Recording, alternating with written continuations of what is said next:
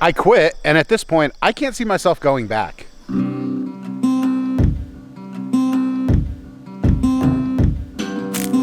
What's going on, everybody? Jack here from the Mindful Homestead, and as you can see, I'm not wearing my regular t-shirt and flat brim hat.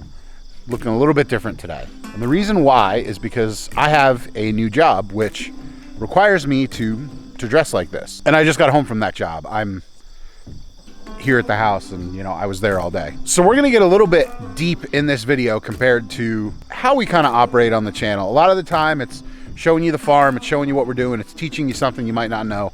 And today is not gonna be any of that. We're in the garden, as you can see behind me, and the garden looks good. I'll probably pick some vegetables and set up the camera and talk to you guys while I do that. But we're not gonna talk about the garden today. We're gonna talk about something a little bit different. Let's see, am I in focus? Yeah. So I quit my job last week. It's been coming for a long time. So some of you know me personally on the channel. I have relationships with a lot of you, and you know what I've been doing for work for the last 5 years. For those of you that don't know, I worked for a company that sold work apparel and personal protection equipment, PPE, for arborists, loggers, landscapers, virtually anybody who worked in the green industry.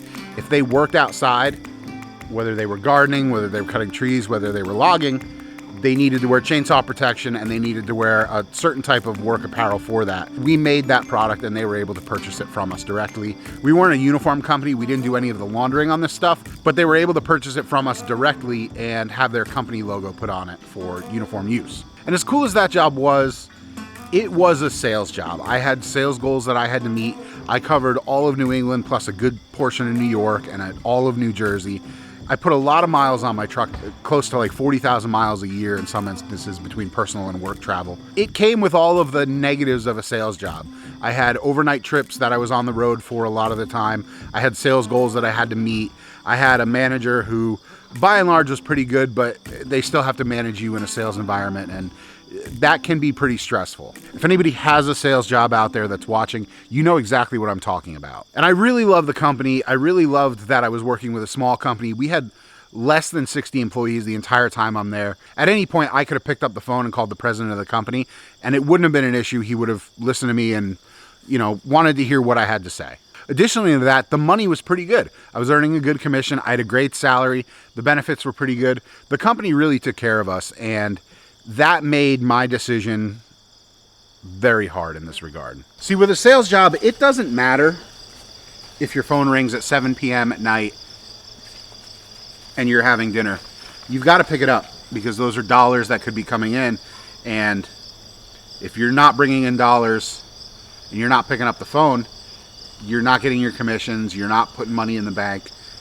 That's just part of the territory that comes with being a salesman. I'm gonna take a handful of these smaller ones because I want to make some quick pickles, and then a couple of the bigger ones for salads and stuff. The sunset out front is looking pretty cool, so let's head out there and we'll kind of finish this chat. Check that out. And Kubota's still parked there from the video the other day. Pretty cool sunset. I don't think the colors on this are gonna do it justice. I remember vividly back to high school, and my dad was in sales at the time. He was working for a mortgage company. He had his own mortgage company for a while.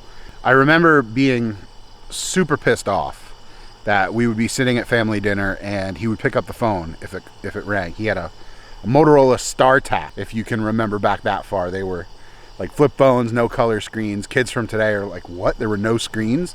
No screens on this thing, just a little thing where you could see the number you had dialed. But I remember him picking up the phone, and I remember thinking, I hate this. I hate that he's on the phone all the time. I hate that he's not paying attention to us. Within the last 6 months that I was home and working remotely because of the whole virus thing, I caught myself doing that. Emma would be here. She wasn't going to daycare. Jackie's mom was coming to watch her during the day. I would have some time with her during the day, like when I was taking lunch breaks and stuff. But otherwise, I was upstairs, shut in an office, working all day. And then I'd come down, and if my phone rang at 7, which was supposed to be our dinner time, I had to pick it up because numbers were low, and that's just how things had to go right now. And I decided that it was not going to go on. So we took a really good hard look at our finances, and Jackie and I sat down and we determined that I didn't need to be making the money that I was making from my sales job. She's got her own business set up with her therapy practice, and business is good. She's got a lot of clients. She's got a lot of long-term clients that, you know, are able to support us. And she came to me and she said, we don't need the money that you're putting into the, you know, the family kind of bank account. And the world works in mysterious ways, because I was in a local farm store about a month and a half ago, and I was approached by the manager, and he had seen me in the store a bunch, and he happened to ask, are you looking for a job? And instinctively, without even really thinking about it, I said yes. And I came home and I mentioned it to Jackie and started going through the hiring process with this company, and it ended up panning out. This video will be out on Thursday, so it was a week ago from the Monday, a week and a half from the morning this video comes out ago. I called my company, I called my manager, and I said, I quit. Not in those words, I was a little bit nicer about it. And what surprised me was he said he knew, which kind of blew my mind, but he knew all about what we were doing here on the homestead. He knew that the life I wanted to live wasn't going to be sustainable if we continued to, you know, have a garden, have chickens, have pigs. You know, I was on that sales track where eventually, you know, you go from salesman to regional sales manager to national sales manager, and your travel really only increases. So he was really great about it. I learned a ton from him. You know, we butted heads here and there like any sales guy does with their manager. Again, sales guys, you know this if you're watching this video right now. And if you're a sales manager and you say, I don't butt heads with my guys, they're just talking about you behind your back, because all sales managers butt heads with their guys. So I let them know that I would give them up to 3 weeks if they needed it. They said, you know, we'll be okay.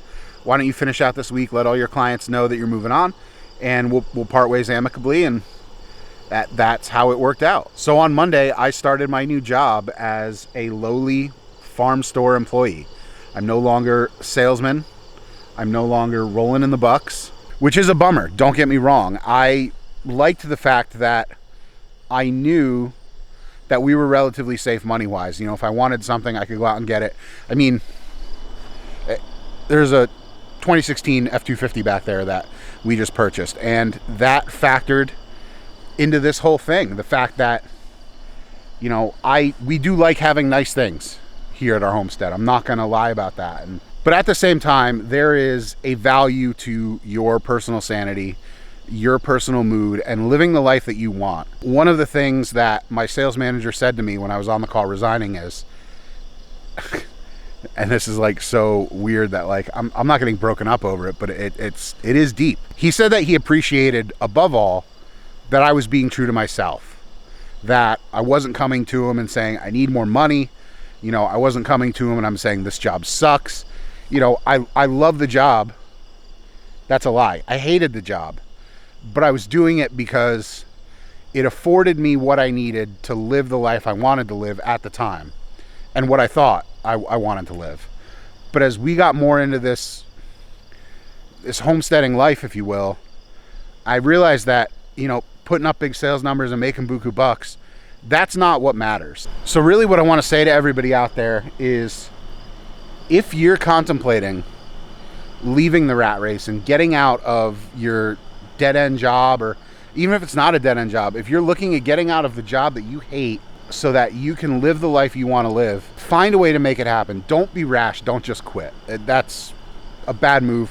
I'm not advocating anybody to walk into work tomorrow and tell their boss I quit and not have a backup plan. You've got to have something figured out. You've got to be on solid financial ground, and whatever decisions you make, that does have to play into it. You can't just declare bankruptcy and say, screw it, I'm out. But if you're trying to make a move and you want to be somewhere in your life and you're not there, look at making the moves that you need to make to get there, because none of us are getting any younger. We're all going to die eventually.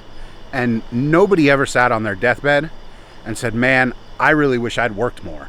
With that, I'm gonna head in the house because Emma's going to bed in a few minutes and I wanna be around for bath time. I know this was a little bit different than what we've done in the past, but I feel like this is something that we need to talk about as homesteaders. We're living the life we live, not just for the outward dog and pony show of telling all our friends and family that, oh, I grew this chicken or I grew this pig. We're living this life because we want to, for whatever reason. And if you're not happy with where you are, take steps to get to where you need to be happy. Thanks for watching, everybody. Have a great night, and I'll see you later. Bye.